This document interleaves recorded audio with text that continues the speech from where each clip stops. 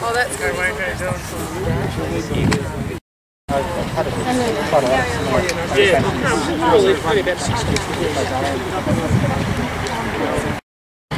So, any ideas, this $5.5 billion that's being given to coal for compensation, what would you do if you had that kind of money?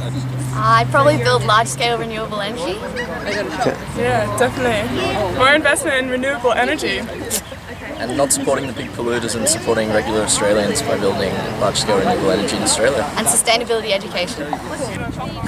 If I had $5.5 billion, I would close down the dirtiest coal power stations and replace them with solar thermal and wind power.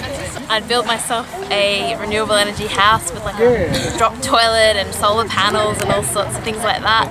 And then I'd probably donate a lot of it to lots of different charities, environmental ones as well as poverty and things like that, like Oxfam. I think they're really interconnected at the moment, actually, environment and famine and all that sort of thing. So I think that would be a really great use of $5 billion. I would, with $5.5 billion, put it towards installing solar panels into Australian homes. I'd start with Port Augusta because that's where all the support is, that's where the community wants it, where the South Australian government is supporting it, and it's just the federal government which needs to join in. Yeah. Yes, I thought you'd be that family. Yeah. There you go.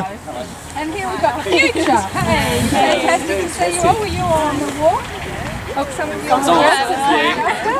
No, well, I just think they did a fantastic job with the walk down from Port Augusta. Yeah. I was up there recently and it's just amazing that community is so keen to get the transition from the past to a solar future. A month ago, we saw the federal government walk away from a really important plank of that package, which was their plan to close up to 2,000 megawatts of our most polluting power stations.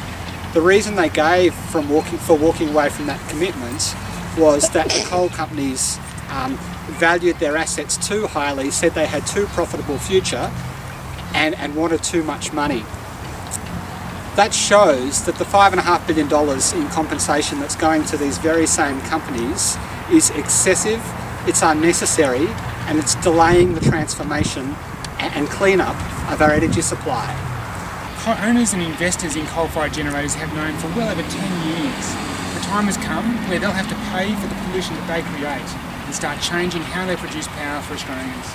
There's no excuse for companies that have put their head in the sand and ignored that warning.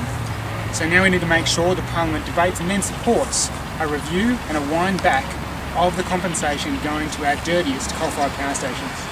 The government has a choice here whether to invest in the old polluting coal power stations of the old or to invest in the new renewable technology of the future. The government needs to stop giving handouts to big coal companies, particularly in places like Port Augusta, and needs to start funding the solutions, not funding the pollution. I want to see Australia's first commercial scale concentrating solar thermal electricity generating plant built in Port Augusta, because it will bring jobs to the area and will be a seed for the growth of this technology for the rest of Australia. It will be a significant step for Australia to move towards this zero carbon emissions economy that it must do with greater speed and effect than it has done so far. The Greens have decided it is now appropriate, with the failure of the coal generators to take up the contract for closure, that we move an amendment in both Houses of Parliament that refers the compensation to the coal-fired generators to the Productivity Commission for an assessment immediately as to the impacts of that compensation and how it's distorting the outcomes that we would hope to have achieved from the clean energy package. Given Labor has reneged on their promise to close dirty coal-fired power stations like Hazelwood, it's time now for them to even up the ledger. That's why I'll be moving an amendment in the House, and Christine Milne will be moving an amendment in the Senate to review the amount of compensation that these dirty coal-fired power stations are getting, that they are using to stay open, because there is now a very real risk that some of them, like Hazelwood, will in fact make a windfall profit out of this. Now that was never intended at the time, so if Labor is going to renege on one part of the deal, they need to balance the equation and support the Greens amendment so that we stop giving $5.5 billion in compensation to dirty coal-fired power stations like Hazelwood and instead give it to cleaner renewable energy. So $5.5 billion, how would you spend that money? Well, look, I think there's many things we could do. We could start by investing more in renewable energy and getting concentrated solar thermal plants up around the country. We can see that governments can do when they have a bit of money behind them. The ACT government has just set up a plan, if they get re-elected, to invest 90%, or to have 90% renewable energy by 2020. We should have other governments around the country doing similar things.